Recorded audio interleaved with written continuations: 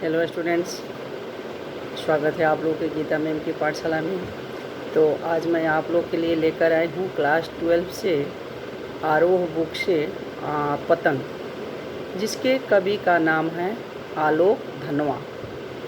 इस कविता में कवि ने पतंग के बारे में बताया है कि बारिश के मौसम में कैसे पतंग को उड़ाया जाता है, पतंग कैसे बनाया जाता है, कितनी पतली हल्की कागज़ से पतंग को तैयार किया जाता है। इन सारे चीज़ों के बारे में कवि इस पोयम में बताया है। जो इस कविता की काव्य पंक्तियाँ इस प्रकार से है।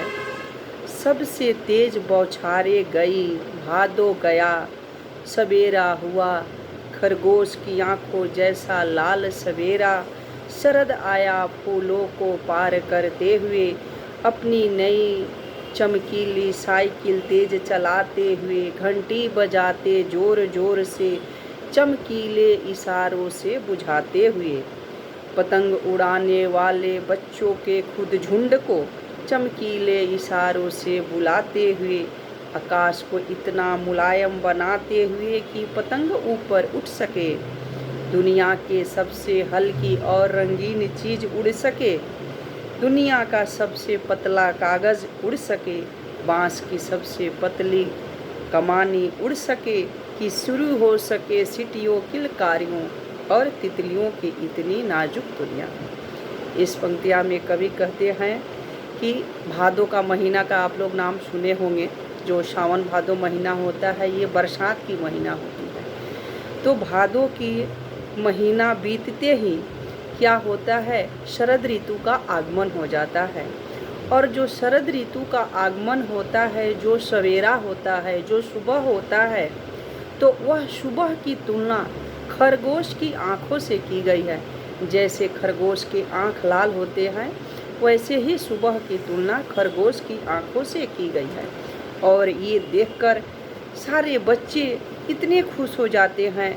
ये जो भादों का महीना होता है, ये बहुत ही उज्जवल होता है, उमंग उत्साह चमक से भरपूर होता है, जिसमें बच्चे अपने पतंग उड़ाने के लिए बहुत उत्साही और उत्सुक दिखाई देते हैं।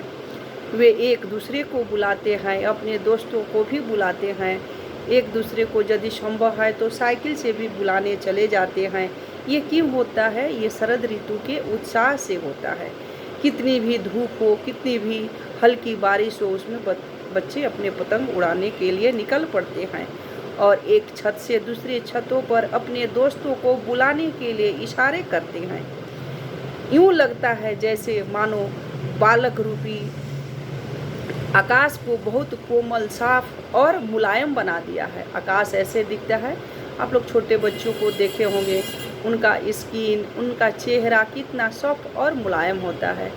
तो ये जो सुबह का समय है, ये छोटे बालक से तुलना की गई है, जिससे कि आकाश में पतंग उड़ाने के लिए जो मुलायम कागज़ के पतली हल्की कमानी और कागज़ से जो बनाया हुआ पतंग है, वो आसानी से आकाश में उड़ सके। उसमें लगी जो बांस की कमानी है, वो भी पतली है। वे पतले वाले कागज़ से बनाई गई जो कमानी है, वह आकाश में उड़ती हुई दिखाई देती है। बच्चे खुशी से एक दूसरे अपने अपने छतों पर सीटियाँ मारते हैं, किलकारियाँ मारते हैं।